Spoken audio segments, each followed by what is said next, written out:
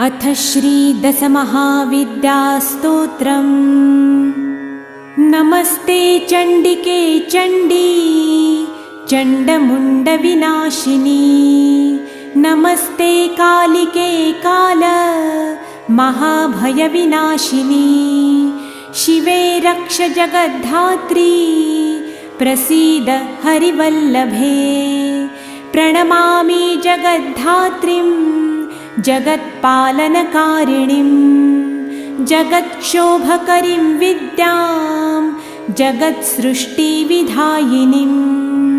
करालां विकटाघोरां मुण्डमालाविभूषितां। हरार्चितां हराराध्यां Namami हरवल्लभां। गौरीं गुरुप्रियां गौरवर्णा